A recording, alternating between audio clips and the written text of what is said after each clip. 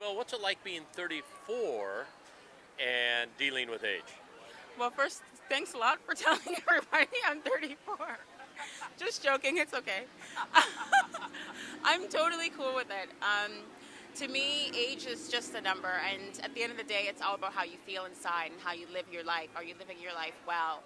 Are you living your life like it is the last day? Because even at 25, it could be the last day when you walk out of your house tomorrow, right? So you should always be living at maximum capacity whenever possible, taking time for yourself, enjoying it. So 34 is it's a good age. I'm happy at 34. We're very aware of the world and the turmoil that's going on in the world right now. And how does that affect you and how you plan for, say, the next 30 years? So do you look ahead and say, I wonder what it's going to be like 50 years from now?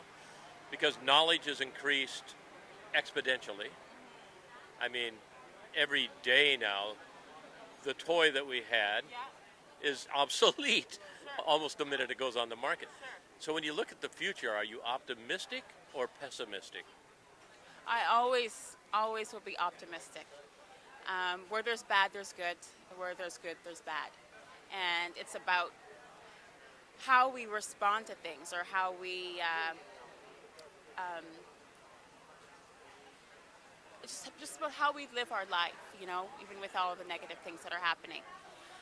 So for me, it's, yeah, you know what, the future may come with a lot of turmoil. There might be a lot of gray or um,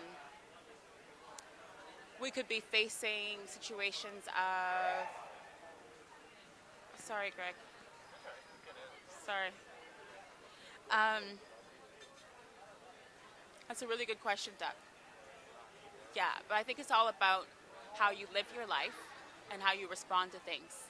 You can respond to things out of fear, or you can respond in anger, you know, or you can decide that, how can I best live to get through these troubles. For example, we have the financial meltdown, and people may have invested into different businesses or homes or what have you, and because maybe they're living a life based on monetary decisions.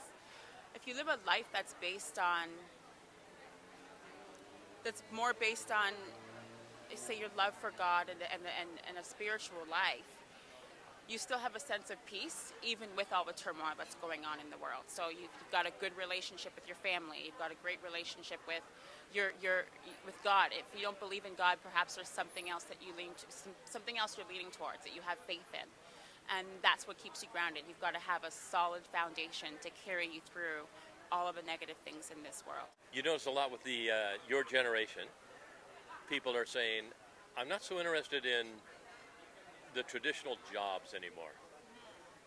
But you're doing something very cool. You have a job which is tied in to a nonprofit which is doing some amazing things in the world. So it actually is fulfilling something in your life which is purpose driven.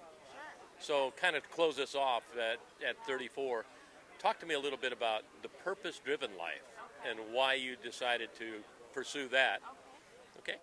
Well, we're only here for a period of time. This is temporary, being on Earth.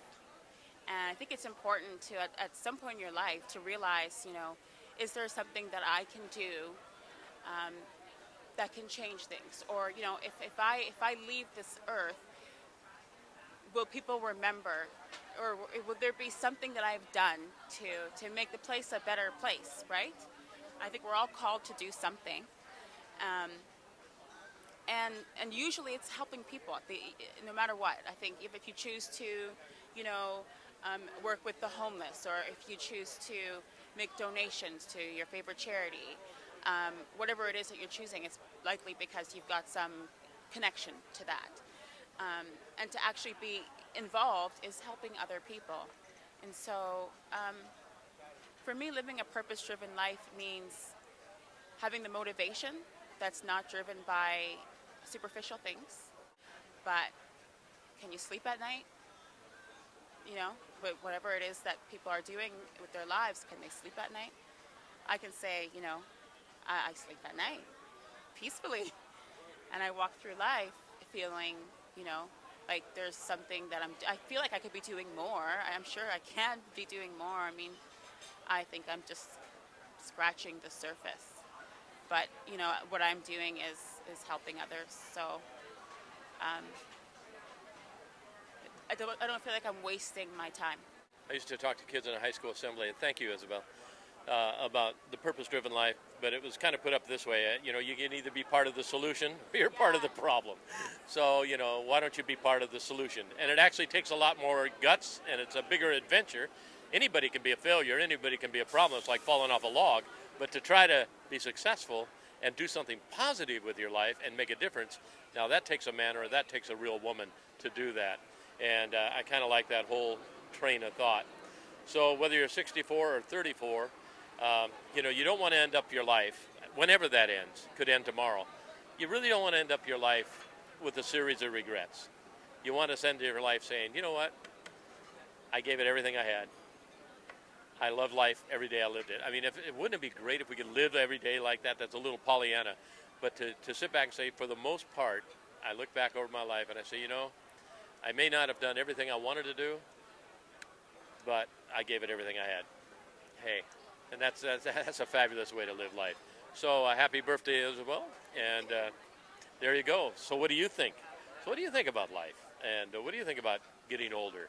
And are you optimistic or pessimistic? Because both of those feelings are heavily in our world today. So think about it. Love to have your comments. So what do you think?